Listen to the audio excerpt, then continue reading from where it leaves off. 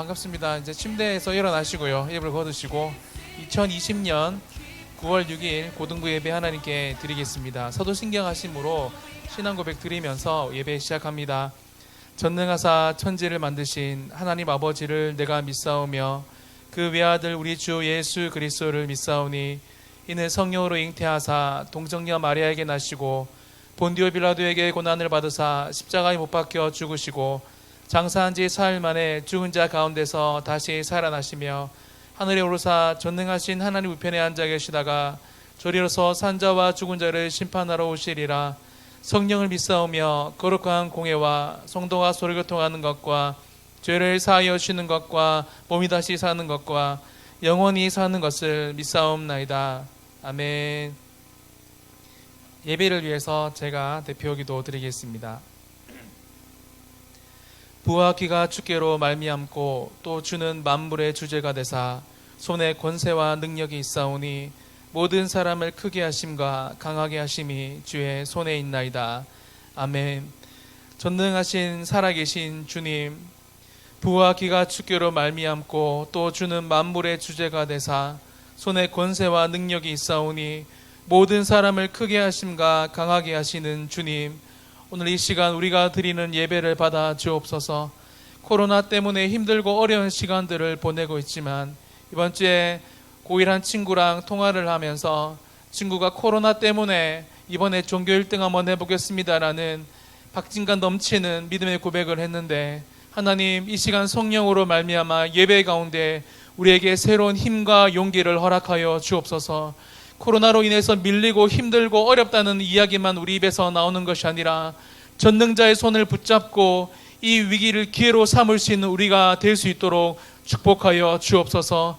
건강으로 사업으로 물질로 여러 가지 힘들고 어려운 시간들을 보내고 있지만 부와 귀가 주께로 말미암는다라고 성경은 분명하게 이야기하고 있고, 모든 사람을 크게 하심과 강하게 하심이 주의 손에 있다라고 말하고 있음을 우리 또한 믿사오니 성령님이 시간 우리 가운데 충만하게 기름 부어주시고 새로운 힘과 용기를 또한 다하여 주옵소서. 사랑하는 전사님, 이 시간 말씀을 증가하십니다. 이 말씀을 듣고 우리에게 하나님을 믿고 소망하는 마음이 하나님 다시 한 번 더 일어날 수 있는 귀하고 복된 시간 될 수 있도록 축복하여 주옵소서. 감사드리며 거룩하신 예수님의 이름으로 간절히 기도드리옵나이다. 아멘. 여러분, 이 시간 함께 나눌 하나님 말씀은 창세기 39장 1절에서 23절 말씀입니다. 성경책 다 펴시고요. 창세기 39장 1절에서 23절 말씀입니다. 같이 한번 여러분 읽도록 하겠습니다. 39장 전장입니다. 요셉이 이끌려 애굽에 내려가매 바로의 신하 친위대장 애굽 사람 보디발이 그들 그리로 데려간 이스마엘 사람의 손에서 요셉을 산이라. 여호와께서 요셉과 함께 하심으로 그가 형통한 자가 되어 그의 주인 애굽 사람의 집에 있으니 그의 주인이 여호와께서 그와 함께 하심을 보며 또 여호와께서 그의 범사에 형통하게 하심을 보았더라. 요셉이 그의 주인에게 은혜를 입어 섬김에 그가 요셉을 가정 총무로 삼고 자기 소유를 다 그의 손에 위탁하니 그가 요셉에게 자기의 집과 그의 모든 소유물을 주관하게 한 때부터 여호와께서 요셉을 위하여 그 애굽 사람의 집에 복을 내리심으로 여호와의 복이 그의 집과 밭에 있는 모든 소유에 미친지라. 주인이 그의 소유를 다 요셉의 손에 위탁하고 자기가 먹는 음식 외에는 간섭하지 아니하였더라. 요셉은 용모가 빼어나고 아름다웠더라. 그 후에 그의 주인의 아내가 요셉에게 눈짓하다가 동침하기를 청하니 요셉이 거절하며 자기 주인의 아내에게 이르되 내 주인이 집안의 모든 소유물을 간섭하지 아니하고 다 내 손에 위탁하였으니 이 집에는 나보다 큰 이가 없으며 주인이 아무것도 내게 금하지 아니하였어도 금한 것은 당신뿐이니 당신은 그의 아내임이라. 그런즉 내가 어찌 이 큰 악을 행하여 하나님께 죄를 지으리이까.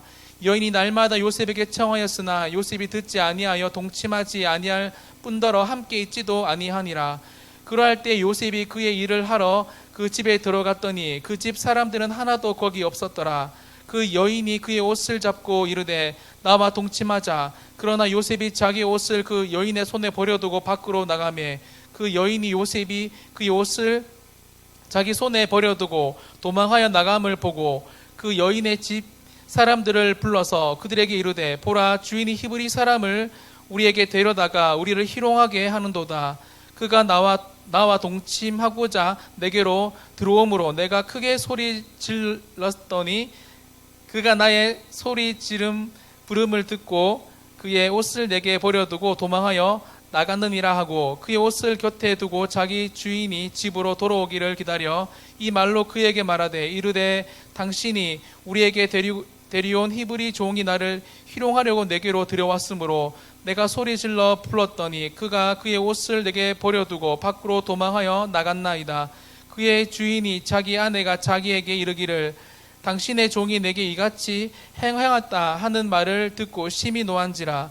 이에 요셉의 주인이 그를 잡아 옥에 가두니 그 옥은 왕의 제수를 가두는 곳이었더라. 요셉이 옥에 갇혔으나 여호와께서 요셉과 함께 하시고 그에게 인자를 더하사 간수장에게 은혜를 받게 하시매 간수장이 옥중 죄수를 다 요셉의 손에 맡김으로 그 재반 시무를 요셉이 처리하고 간수장은 그의 손에 맡긴 것을 무엇이든지 살펴보지 아니하였으니 이는 여호와께서 요셉과 함께 하심이라. 여호와께서 그의 범사에 형통하게 하셨더라.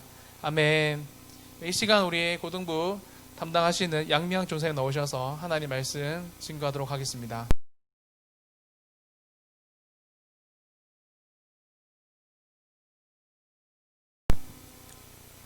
네, 여러분 반갑습니다. 이렇게 다들 잘 살고 있죠? 네, 저기 앉아 있는 하은이랑 지희, 또 여기 앞에 앉아 있어야 될 지혜, 또 지원이 막 이렇게 친구들 보이는 것 같은데 오늘은 고통 그리고 형통, fit 코람데오라는 주제를 가지고 함께 본문 말씀 보면서 설교 나누도록 하겠습니다. 여러분 잘 들어보세요. 동사 ing, have been ing, have pp, had been, 동사 ing, had pp. 이게 뭔가요? 익숙한 거죠, 여러분한테는. 이게 영어 공부를 하다가 배우는 그 시제에 관한 건데 그래프로 이렇게 쭉 그어놓고 현재 시점에서 뭐 과거니, 과거 완료니, 혹은 대과거니 우리가 이런 것들 외웠잖아요. 근데 이 보통 시제라고 말하는 것은 말하는 그 시점이 언제냐에 따라서 달라지기 마련입니다. 예를 들어 2016년과 2018년 보통은 언제가 더 과거인가요? 당연히 2016년이라고 생각을 하죠. 그런데 말하는 시점에서 현재 2020년을 기점으로 보면요, 2018년은 당연히 과거가 됩니다. 그런데 제가 고2였던 2006년을 기준으로 하면요, 2016년은 미래가 되는 거예요. 우리가 생각했을 때 2016년과 18년 당연히 16년이 더 과거 같지만 이런 말하는 시점에 따라서 2016년이 과거가 아닌 미래가 될 수도 있다는 얘기입니다. 지난 몇 주간 우리가 스토리는 스펙을 이긴다라는 그런 주제로 조금 특별한 예배를 드렸잖아요. 우리가 설교를 듣고 강의를 듣고 또 기도를 하면서 특별히 저는 이런 생각이 들었어요. 우리의 인생 스토리 가운데 우리는 과연 어디쯤 위치해 있을까? 나의 스토리는 어디를 향하여 가고 있는지를 생각해 보게 되었습니다. 우리가 오늘 읽은 이 요셉의 말씀 너무나 잘 알고 있잖아요. 그런데 1절 말씀 보면은 요셉이 이끌려 애굽에 내려갔다라고 이야기를 합니다. 요셉은 왜 애굽에 내려갔을까요? 아마 범어 책방 큐티 읽어드립니다. 잘 듣고 계시는 친구들은 이미 알 건데 혹시나 아직 큐티하지 않은 친구들이 있을까봐 제가 본문을 이해하기 위해서 잠깐 이 앞부분의 스토리를 얘기해 줄게요. 요셉은 이제 형들과 그 형들의 양떼가 잘 있는지 확인하고 오라는 아버지의 이야기를 듣고 그 말씀에 순종해서 형들을 만나러 가게 돼요. 이 제법 먼 거리를 걸어서 도단이라는 지역에 이르렀는데 형들은 이렇게 멀리서 온 요셉 자신의 막내 아들을 막 예쁘다, 수고했어 이렇게 말하는 것이 아니라 그를 죽이려고 작당을 합니다. 이제 그러다가 죽이는 건 좀 너무한가 싶어서 구덩이에 빠뜨리고 그를 미디안 상인에게 노예로 팔아버려요.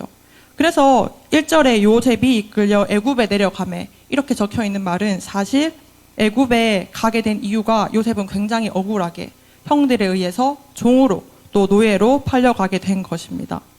1절을 한번 같이 읽어봤으면 좋겠어요. 1절 읽겠습니다. 시작. 요셉이 이끌려 애굽에 내려가매 바로의 신하 친위 대장 애굽 사람 보디발이 그를 그리로 데려간 이스마엘 사람의 손에서 요셉을 산이라.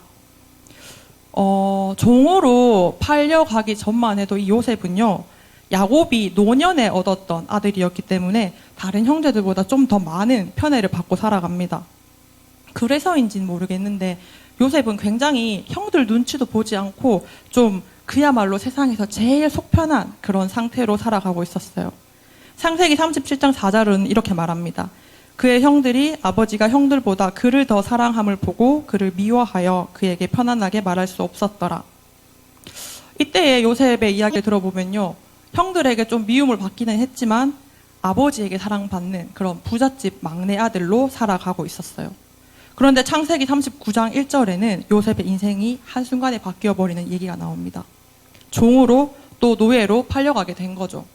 형들의 미움을 받고 버림받아서 은 20에 팔려갔을 때 요셉의 나이는 아마 대략 여러분 나이 정도였을 거예요. 그런데 그 스토리가요, 2절에 이르면 또 바뀝니다. 2절에 보면은 형통한 자가 되어서 그 주인의 집에 함께 있었다고 얘기해요. 여호와께서 그가 함께 하시는 것을 보고 또 여호와께서 그의 범사에 형통하게 하심을 보았다고 얘기합니다. 부잣집 막내 아들로 승승장구하면서 행복하게 살던 이 요셉은요, 종으로 초라하게 팔려왔어요. 그런데 그 요셉을 여호와께서 함께 하심으로 다시 형통하게 되었다라고 성경은 말하고 있습니다. 일반적으로 형통이라고 생각하면 우리가 아마 현재 상태보다 좀 더 나은 어떤 잘 되는 일, 물질적으로도 풍요롭고 경제적으로도 넉넉하여서 영적으로 번영하는 어떤 그런 일들을 생각하잖아요. 그런데 성경에는 이렇게 나와 있어요. 하나님의 은혜로 어떠한 외부의 압력에도 흔들리지 않는 평안한 상태. 다시 말할게요. 성경에서 말하는 형통이란 하나님의 은혜로 어떠한 외부의 압력에도 흔들리지 않는 평안한 상태, 이것이라고 말합니다. 그런데 4절 이후의 말씀을 보면요, 보디발은 그 요셉을 가정 총무로 삼아요. 그래서 그에게 모든 것들을, 자신의 모든 소유물들을 다 맡깁니다. 오늘날로 치면 집에 있는 통장도 주고요, 뭐 비밀번호도 알려주고요, 집 문서도 주고요, 땅 문서도 주고요, 차키도 주고 막 그러는 거예요. 목사님 혹시 차키를 누구한테 줄 수 있을까요? 양비양 전사님요. 예, 제가 받아 쓰겠습니다. 그러면 아버지의 사랑을 듬뿍 받으면서 행복하게 살던 이 막내 아들은요, 형들의 시기 질투로 종이 되어버립니다. 이렇게 종이 되어서 다른 나라에 팔려왔던 요셉은 절망적인 삶 속에서 지내게 돼요. 그 기간이 얼마인지는 정확히 알 수 없지만 결국 이 요셉은요, 자신의 주인에게 신임을 받아요. 그래서 신임 받은 이후에 그 집에 있는 모든 소유물들을 주관하는 사람으로 살게 됩니다. 만약에 요셉의 이야기가 39장 6절로 끝났더라면 이렇게 생각할 수 있을 거예요. 아, 요셉은 종이라는 그 가장 낮은 스펙에도 불구하고 하나님과 함께 있었기 때문에 그 스토리가 결국 이 스펙을 이겼구나 하고 그렇게 끝날 수도 있겠죠. 이것도 굉장히 나름 괜찮은 이야기인 것 같아요. 그런데 그의 이야기는 여기서 끝나는 것이 아니에요. 다음 이야기는 여러분이 너무나도 잘 알고 있는 그 보디발의 아내가 요셉을 유혹하는 그 장면입니다. 7절, 10절, 12절 함께 읽어볼게요. 7절, 10절, 12절입니다. 시작. 그 후에 그의 주인의 아내가 요셉에게 눈짓하다가 동침하기를 청하니 여인이 날마다 요셉에게 청하였으나 요셉이 듣지 아니하여 동침하지 아니할 뿐더러 함께 있지도 아니하니라. 그 여인이 그의 옷을 잡고 이르매 나와 동침하자. 그러나 요셉이 자기의 옷을 그 여인의 손에 버려두고 밖으로 나가매. 네, 보디발의 집에서 주인을 제외한 가장 높은 신분으로 살던 그 요셉에게 새로운 시련이 다가왔습니다. 요셉의 아내가 날마다 요셉에게 동침하자고 청하는 거예요. 이 요셉은 사실 종으로 팔려왔기 때문에 당시에 많은 학자들이 이야기하기로는 주인의 여자가 청하였다, 종침을 청하였다라고 얘기하지만 실제로는 명령을 했다라는 걸 더 무게를 두고 있더라고요. 당연히 주인의 아내니까 명령할 수 있는 단계였잖아요. 그런데 이 요셉은 그런 유혹에 당하지 않기 위하여서 그 자리에서 나가버립니다. 그리고 어떤 일이 일어났나요? 잘 알고 있죠, 여러분? 혹시 모르는 친구들 있을 수도 있으니까 17절부터 20절까지 함께 큰 목소리로 읽어보겠습니다. 17절부터 20절입니다. 시작. 이 말로 그에게 말하여 이르되 당신이 우리에게 데려온 히브리 종이 나를 희롱하려고 내게로 들어왔으므로 내가 소리질러 불렀더니 그가 그의 옷을 내게 버려두고 밖으로 도망하여 나갔나이다. 그의 주인이 자기 아내가 자기에게 이르기를 당신의 종이 내게 이같이 행하였다 하는 말을 듣고 심히 노한지라. 이에 요셉의 주인이 그를 잡아 옥에 가두니 그 옥은 왕의 제수를 가두는 곳이었더라. 요셉이 옥에 갇혔으나 네. 요셉은요, 보디발의 아내로 인해서 한순간에 가장 밑바닥으로 떨어져 버립니다. 종으로 팔려왔을 때도 너무 억울했는데, 이제는 자신이 하지도 않은 일 때문에 더 억울하게 감옥에 갇히는 신세가 되는 거죠. 여러분, 요셉의 스토리를 들었을 때 이게 고통의 스토리인가요? 아니면 형통의 스토리인가요? 여기까지만 들었는데도 이 요셉의 인생은 굉장히 업 앤 다운이 심한 것처럼 보여요. 부잣집 막내 도련님일 때는 형통, 즉 업 하는 것처럼 보이잖아요. 그러나 형들에 의해서 종으로 팔려갔을 때는 고통의 스토리인 것 같습니다. 다운의 상태인 거죠. 그러다가 주인의 신임을 얻어서 다시 그의 집에 가정 총무가 되었을 때는요, 그의 삶이 마치 업된 상황이죠. 그런데 지금 우리가 읽었던 본문은요, 보디발의 아내로 인해서, 그녀의 계략으로 인해서 다시 엄청난 다운의 상태를 걸어가게 되는 요셉의 모습을 볼 수 있습니다. 인간적인 관점에서 봤을 때는 아마 요셉은 더 이상 나빠질 수도 없을 것 같은 그런 가장 최악의 상태에 놓여진 것처럼 보이죠. 물론 우리는 이 요셉의 전생의 풀 스토리를 알고 있잖아요. 그래서 그가 어떻게 이 사건들을 이겨내는지, 또 결국은 애굽이라는 거대한 나라의 총리가 되어서 자신의 가족뿐만 아니라 온 민족을 살리는 아주 대단한 하나님의 통로로 사용되는 걸 우리는 이 성경의 전 스토리를 알고 있기 때문에 당연히 이해해요. 그런데 창세기 39장 20절에 있던 요셉은요, 그냥 왕의 죄수로 가두는 그 옥에 갇힌 그것뿐입니다. 당시에 그는 자신이 어디에 위치해 있는지, 자신의 스토리가 어디로 향하고 있는지 전혀 모르고 있었을 거예요. 자신의 인생이 참 기구하고 세상에 이런 팔자도 없다 생각했을 것 같아요.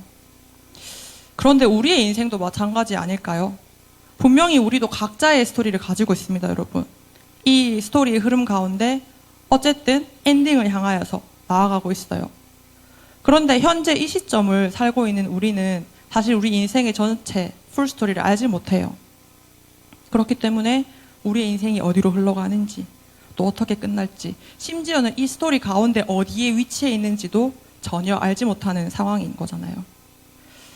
옥에 갇혀서 죄수의 신분이 되었던 이 요셉의 인생은요, 세상의 관점에서 봤을 때는 결코 형통한 삶은 아닌 것 같아요. 그런데 성경은 감옥 속에 있는 요셉을 향해서 이렇게 말합니다. 23장 뒷절인데요. 이는 여호와께서 요셉과 함께 하심이라. 여호와께서 그를 범사에 형통하게 하셨더라. 요셉은 여전히 감옥 안에 있습니다. 감옥을 나온 게 아니에요. 그런데 이 감옥 안에 있는 요셉을 향해서 여호와께서 그를 범사에 형통하게 하셨다라고 오늘 성경은 기록하고 있습니다. 왜냐하면 여호와께서 요셉과 함께 하셨기 때문이죠. 잠깐 제 이야기를 해볼까 하는데, 저는 18, 고2 때 필리핀으로 첫 단기 선교를 떠났어요. 2주간을 이제 필리핀에 있었는데, 그 중에 일부 기간을 막 물도 없고 수도 시설도 없고 전기도 들어오지 않는 그런 굉장히 낙후된 지역에서 지냈는데, 거기에 신발도 안 신은 막 꾀죄죄하는 아이들이 공도 아닌 이상한 물체를 막 던지면서 막 낄낄대고 노는 장면들을 봤어요, 제가. 근데 그것들을 이렇게 멍하니 앉아서 아이들이 막 풀밭을 막 그렇게 뛰어다니는 걸 보는데 제 마음에 그런 마음이 갑자기 들더라고요. 하나님, 제가 제 인생의 11조만큼의 시간을 이런 선교지에서 하나님 증거하면서 복음을 전하면서 살겠습니다. 이렇게 기도를 했어요. 그리고 이제 2주 뒤에 한국으로 돌아와서 그러고 한 달 정도 있다가 우리가 이 단기 선교를 함께 갔던 친구들, 그리고 단기 선교를 후원하고 기도했던 분들을 모아서 애프터 모임을 가졌는데, 이 모임 중에 친구 한 명이 집에 일찍 가야 된다고 해서 그 친구를 이제 데려다 주고 오는 길에 교통사고를 당하게 됩니다.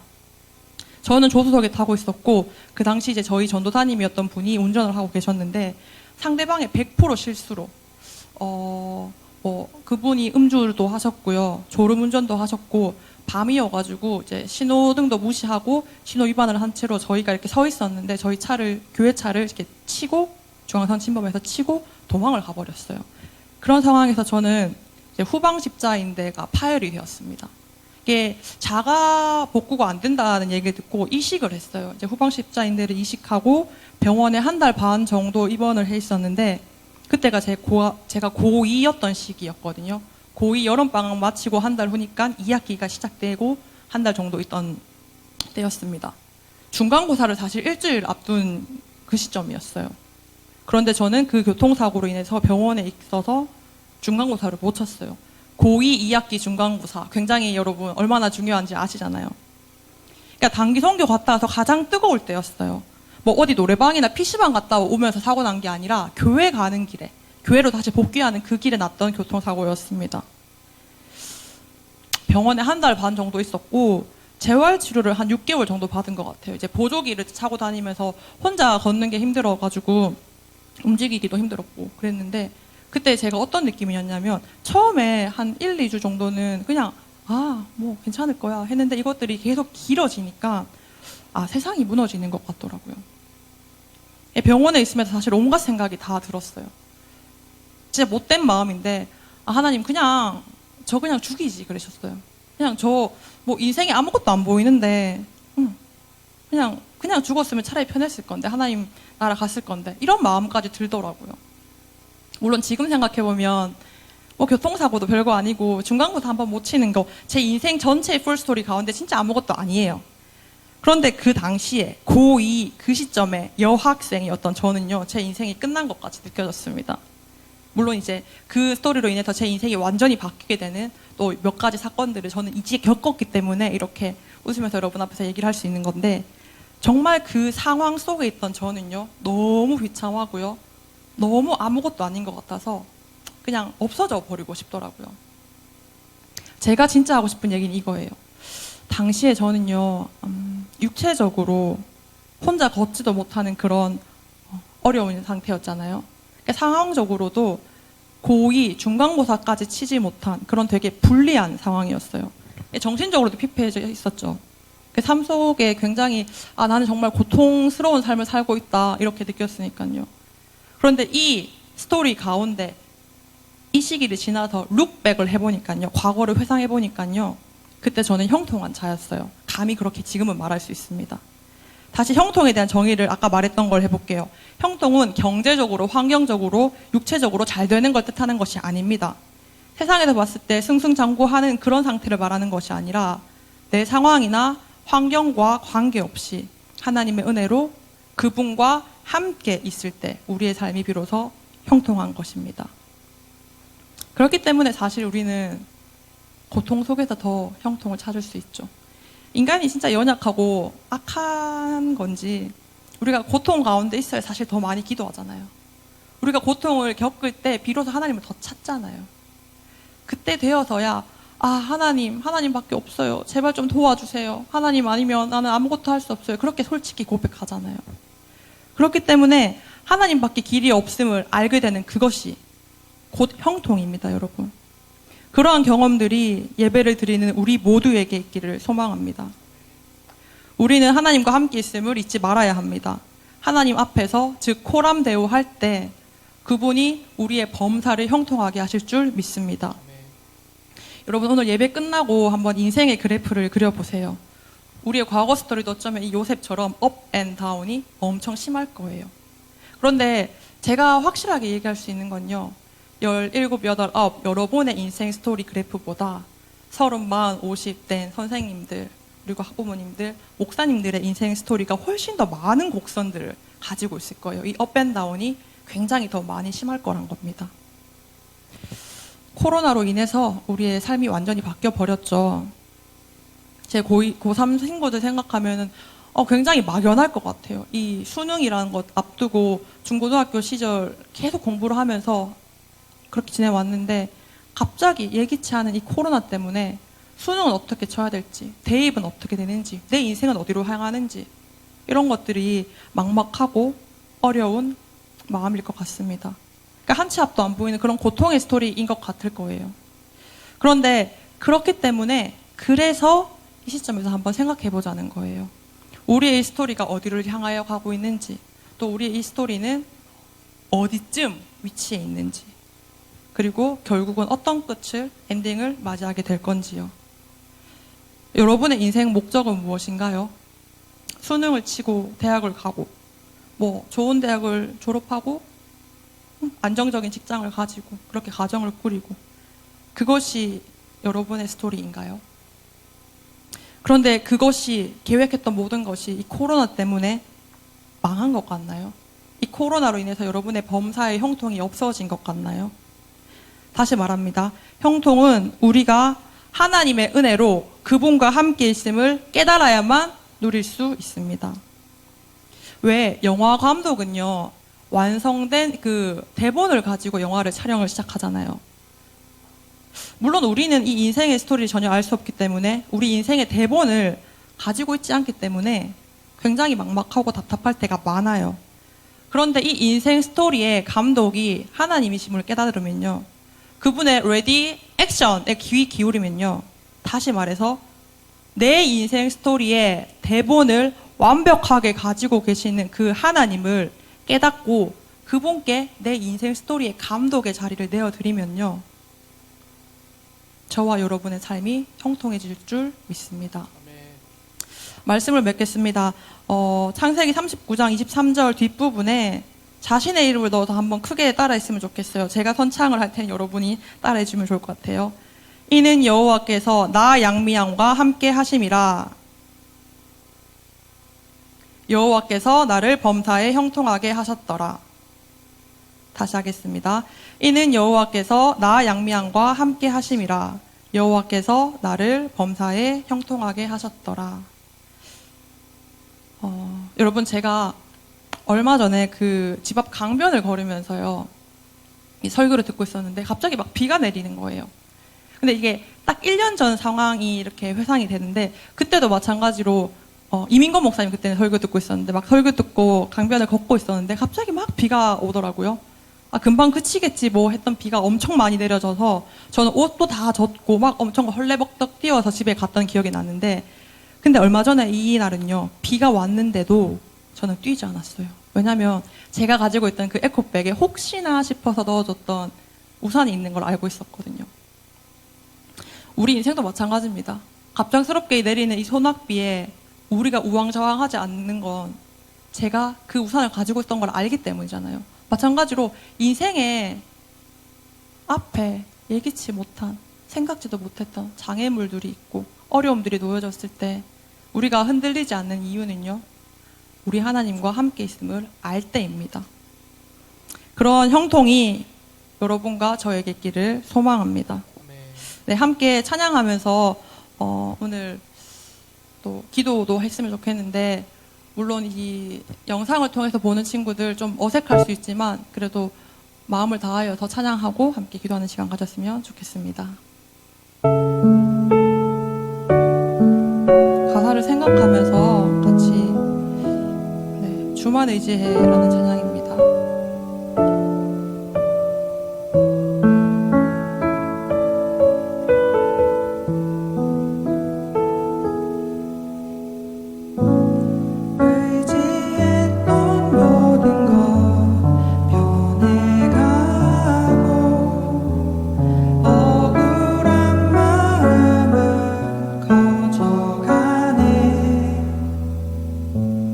부끄러워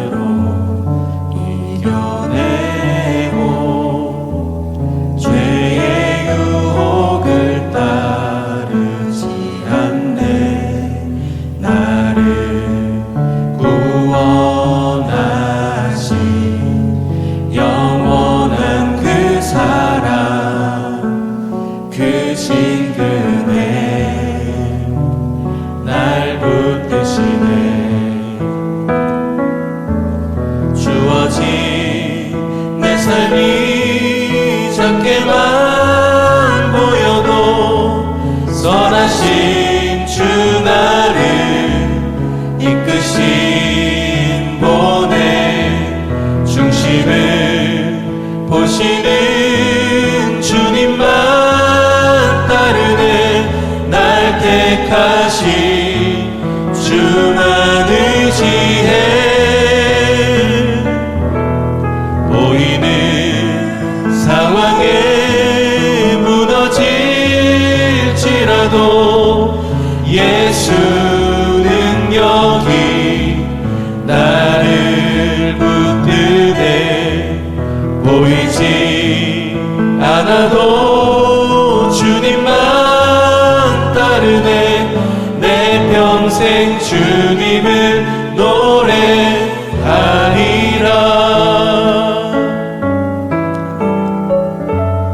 모든 일을 선으로 이겨내고 모든 일을 선으로 이겨내고 죄의 유혹을 따르지 않네. 나를 구원하신 영원한 그 사랑, 그 신그네 날 붙드시네. 주어진 내 삶이 작게만 보여도 선하신 주 나를 이끄심 보내. 중심을 보시는 주님만 따르네. 날 택하신 주만 의지해. 보이는 상황에 무너질지라도 예수 능력이 나를 붙드네. 보이지 않아도 주님만 따르네. 내 평생 주님을 노래하리라. 주어진 내 삶이 작게만 보여도 선하신 주 나를 이끄심 보내. 중심을 보시는 주님만 따르네. 날 택하신 주만 의지해. 보이는 상황에 무너질지라도 예수 능력이 나를 붙드네. 보이지 않아도 주님만 따르네. 내 평생 주님을 노래하리라. 주님을 노래하리라.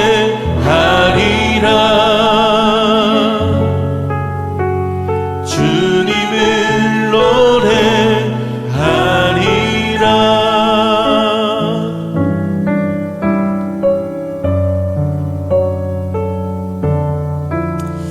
그렇습니다, 여러분. 우리의 삶이 작게만 보이고 우리 앞에 놓여 있는 이 어려움을 나는 해결할 수 없을 것 같이 느껴질 때 너무나 많습니다.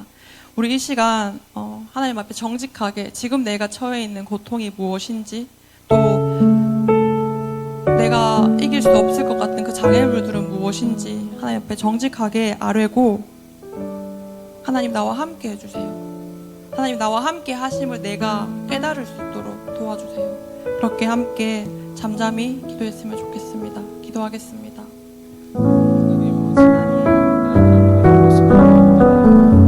하나님, 내 인생이 어디로 향하여 갈지 하나님 나는 전혀 알지 못합니다. 하나님, 인생 가운데에서 내가 어디에 위치해 있는지 알지 못합니다. 유한함을 하나님, 바라보며 그래서 좌절하며 낙심할 때가 어쩌면 작을 수도 있지만 지금 내 앞에 놓여져 있는 이 모든 것들이 너무 거대하게 느껴지고 마치 내가 이겨낼 수 없을 것 같이 느껴지고 그냥 포기하고 싶어질 때가 너무나 많습니다. 하나님, 막막하고 두렵고 보이지 않는 현실이 하나님 이겨낼 자신이 없습니다. 하나님 그래서 구합니다. 하나님 그래서 기도합니다. 하나님 제발 하나님 나와 함께 하심을 알 수 있도록 도와주세요. 하나님 나를 지으시고 만드셔서 이 시간까지 인도하신 그 하나님을 내가 아는데 앞으로 이 시간 가운데도 하나님 곳에 임하셔서 하나님 내 인생을 지켜주시고 하나님 내 인생을 인도하셔서 하나님 내 인생이 정말 하나님이 원하는 그 스토리가 되어줄 수 있도록 주님 도와주시옵소서. 하나님 저 또한 하시오. 때로는 앞에 많은 고민들과 많은 생각들이 있습니다. 하나님 아무리 해결하려고 구하봐도 아무리 해결들을 찾아봐도 그것들이 해결되어지지 않습니다. 하나님 그러나 압니다. 하나님이 30번을 지켜온 하나님 나를 지켜온 이 주님의 그 방법들이 이번에도 동일하게 역사하실 줄 내가 믿고 나아갑니다. 주님 도와주시옵소서. 하나님 간절히 원하고 구하는 것을 하나님 주님 나와 함께 하심을 내가 알 수 있도록 도와주시옵소서. 하나님 주님이 함께 하시는 것이 형통이라고 말했습니다. 그 형통이 내 삶에도 있을 수 고백합니다. 주님 나에게 부어주시는 그 형통을 내가 누리고 알 수 있도록 주님 도와주시옵소서. 주께서 부어주시는 그 기쁨으로 말미암아서 지금도 잘 살아낼 수 있도록 주님 도와주시옵소서. 우리 한 번 더 기도할 때에 하나님이 코로나의 시대 가운데서 하나님을 더욱더 구하는 자 되어지게 해달라고. 하나님 그래서 진짜 우리가 부끄러움 없이 정말 하나님 주시는 그 선으로 살아내게 해달라고. 이 말씀을 통하여서 또 우리가 기도함을 통하여서 하나님 내게 명확하고 분명하게 좀 응답해 달라고, 우리 인생을 책임져 달라고 함께 기도했으면 좋겠습니다. 기도하겠습니다. 주님 예상치도 못했던 그 코로나 때문에 우리 인생이 막힌 것 같습니다. 하나님 공부를 해야 되는 학생들이 학교를 가지 못하고 있고 수능을 쳐야 할 고3들의 어려움과 막막함 주님께서 너무 잘 알고 계십니다. 주님 일터 가운데서 하나님 손님이 없어서 하나님 경제가 어려워서 하나님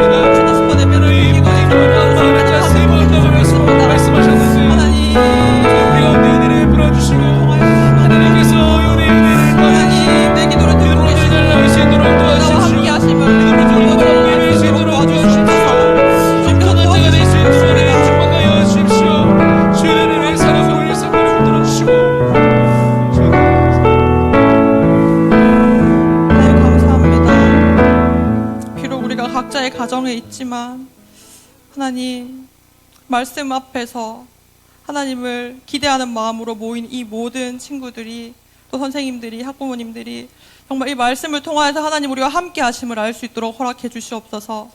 우리가 비록 고통 가운데 있을지라도 우리가 형통한 이유는 하나님 나와 함께 하심이라 하였습니다. 우리는 이 풀스토리에 우리의 인생의 풀스토리를 알 수 없지만 하나님 우리의 감독자 되셔서 하나님 우리의 작가 되시고 하나님 우리의 주인 되셔서 하나님 이루고자 하시는 나의 인생들을 하나하나 잘 이뤄낼 수 있도록 하나님 우리를 지켜주시옵소서. 하나님의 그 선하심을 의지하고 나아갑니다. 하나님 우리를 형통케 하시옵소서. 각자가 처해 있는 어려움들, 고통들, 아픔들 주님 다 알고 계십니다. 하나님 그것들의 세밀하고 하나님 정확한 방법들로 우리가 알 수 있도록 도와주시옵소서. 예배를 드리는 모든 우리가 하나님 앞에서 정말 형통한 자임을 회복하고 알 수 있기를 원합니다. 예수님 이름으로 기도드립니다. 아멘. 제가 축도하겠습니다. 그의 주인이 여호와께서 그와 함께 하심을 보며 또 여호와께서 그의 범사에 형통하게 하심을 보았더라.